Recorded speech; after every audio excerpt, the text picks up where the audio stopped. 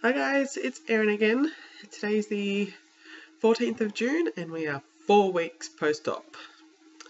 Um, just before we begin, I'm just going to apologise. I have a cold. My nose has got this tap thing going on and my sinuses are very sore. My ears are killing me, my throat's sore, my lungs hurt and my muscles are a bit achy, so it feels like I could be coming down with the flu, and my brain's a bit fuzzy, so I'm going to apologise for this video, I guess, in advance. Alright, so a lot's changed in 1 week, and they're fairly positive things. So I guess the biggest one is I'm back in my own bed. Yay! I'm not lying flat.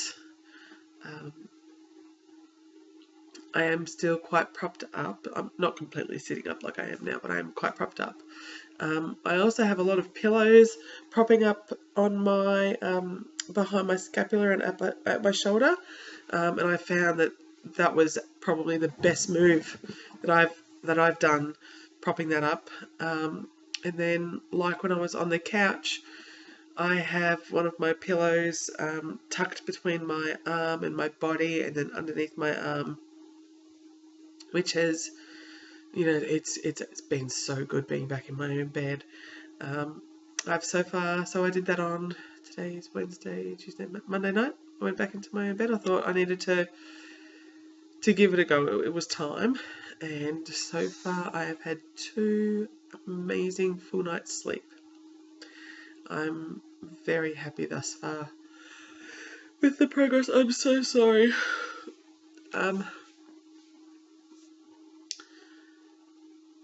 The other big change has been the pain, and it has dulled a lot. I'm not taking too much in the way of pain meds anymore, and if I do take them, it's generally before bed, and it's only if I've had a fairly painful kind of day. I get sometimes like shooting pain and some stabbing pain. I suspect that that's probably just all part of recovery though, but that full-blown body ache and constant pain that you're in after you've had this surgery has definitely subsided. There are actually moments when I am pain-free. So that's really quite positive. I'm pretty happy. I didn't think that would be at the 4-week mark, so I'm very excited by that. In saying that though, I do some things that hurt. Okay, so for example, like now, really quite deep into my pectoral muscle, I am having some stabbing pains. And so I've basically figured that that's just these muscles in here and around my scapula spasming. They haven't done much in 4 weeks. I can't stretch them out. I can't get them massaged. I can't see an osteo. I'm not a chiropractor person. And I am too nervous about going and getting acupuncture just yet. So they're my main pains now, is the spasmings that are happening in the muscles around my shoulder that hurt. It's almost like electricity, like a jolt of electricity just going into you. It's quite stabby. But it's not agony, it's just a bit shocky. Pardon the pun. But it's so much nicer than I thought it was going to be. I was imagining 6 weeks of a lot of pain, and that's not what I've got. So to help particularly with the muscles around my scapula, because they are very sore, I have some very large knots in my muscles around there, I use a tennis ball, a standard tennis ball, the one you can get from the shops, and what I do is I just put it on the wall at about the point of my scapula, shoulder blade, and I just gently roll it up and down. That's all I do. Sometimes if I find a knot, I might focus a little bit on that area, but I don't do a lot of pressure. I just give those muscles as much of a less invasive massage as I possibly can. I'm very looking forward to my first massage. I'm still doing all my physio exercises twice a day, very regularly. They've gotten used to me doing it at work. So, but what I'm finding now, particularly with my pendulum swings, is that I'm letting go of the muscles more and more. I know you're supposed to let gravity hold it and take over, but I think we don't do that to begin with. We think we are, but I think those muscles still kind of contract just a little bit because we're still guarding what's just happened to our shoulders. So what I've found now is that I will let it hang a lot more, and then when that hangs, this part of my arm here, so I think that's about the base of my scar, it starts really having a really good spasm. I don't know if that's good, I don't know if that's bad, but it's weird.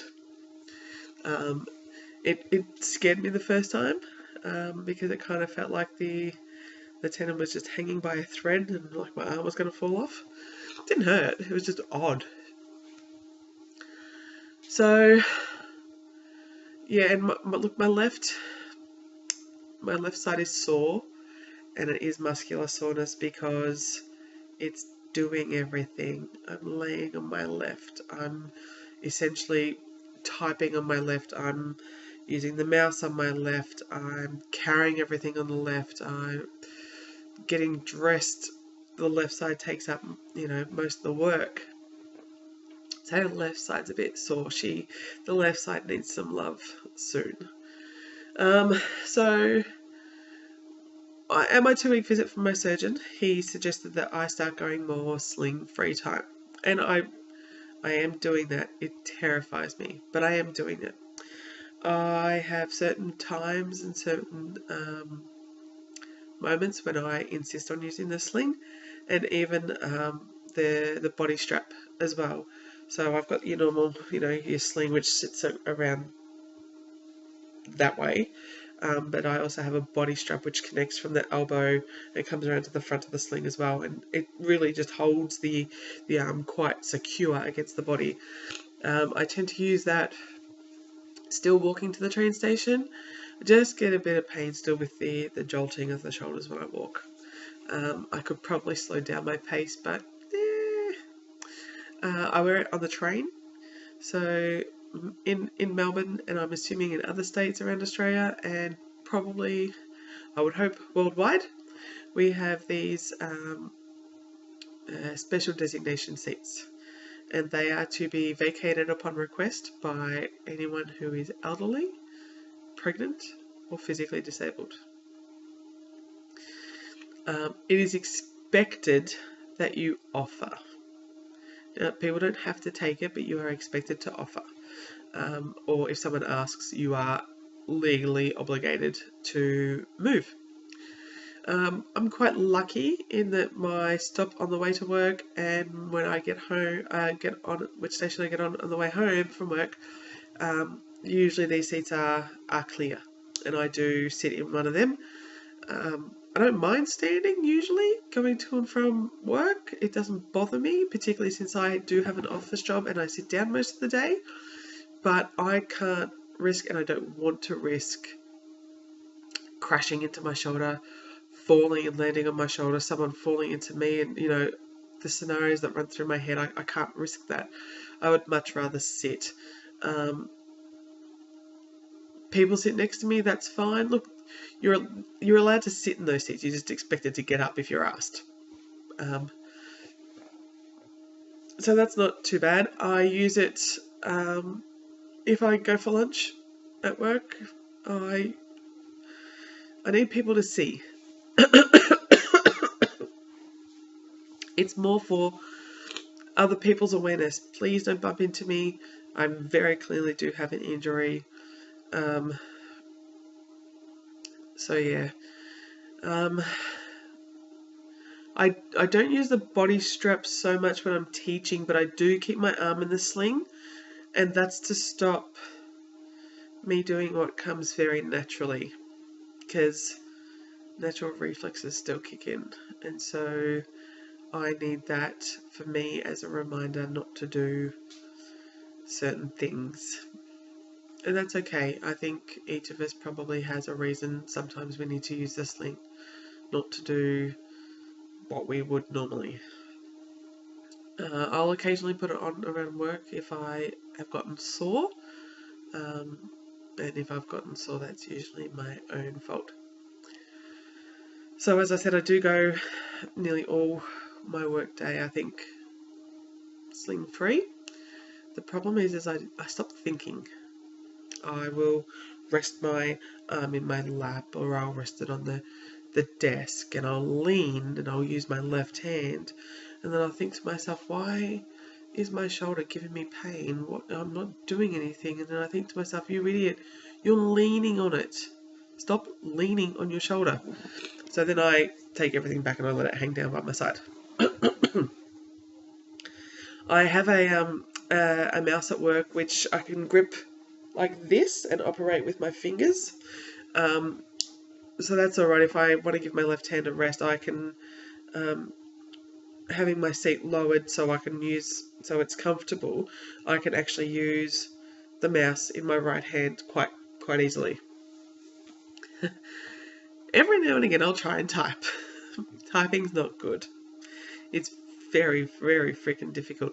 I look like a T-Rex because I can't move my arm, and so we would normally stretch out our arms a little bit to use the keyboard just away from the body. I can't do that, so I have to bring the keyboard right into me, and I sort of sit there like this, and I look like a freaking T-Rex trying to type.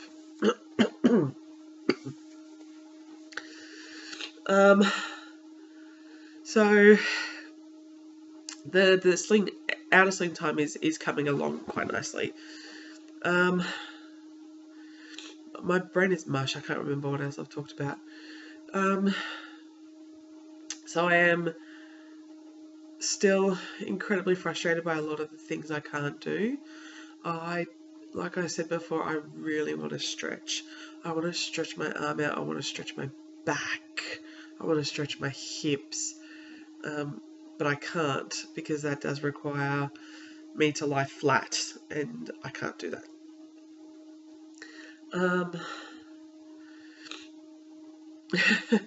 What you don't realise, and you may forget about, guys and girls, depending on your own personal preferences, is the whole hairy underarm situation. I didn't even think about it. Didn't even cross my mind that I wouldn't be able to fix that. So on my left, I have this beautifully shaved underarm. I can do that with my right. I physically have to move my arm up, but I can get in there and get rid of all of that out of my left. My right is, yeah, there's a lot of hair under there. It's not my thing. I understand it's very natural, and that's great. And if you love it, that's perfectly fine. Not me. It's not my thing. I don't enjoy hairy underarms at all. So I'm very, very looking forward to the day I can get rid of that. Where else am I at? Sorry, I'm just mush. I can't believe I got sick. So look, I'm carrying things, not heavy things. No, I've got very little strength in my arm, and I know that because I almost dropped something incredibly light the other day. So I am carrying things, and I am using my forearm a lot more, and my hand. I'm not taking my elbow out from my body. I'm not doing stupid stuff using my the top part of my arm, but I am using my forearm and I'm using my hand to just do things because I'm so frustrated with what I can't do. You know, if I'm at work, I have to make 2 or 3 trips back and forward from the kitchen in the morning because I have to carry my cereals, and then I have to go and get my coffee, and then I've got to go back and get my water because I can't do it in one trip. I used to be able to. I can't. It's killing me. Well, um, there are even just things around here. I'm starting to do more, um, you know, hanging up the washing on the clothes horse because it's too cold and disgusting to hang anything outside. Um, I'm using my right hand a bit more. I'm not stretching it out. I am literally, it's like a hinge.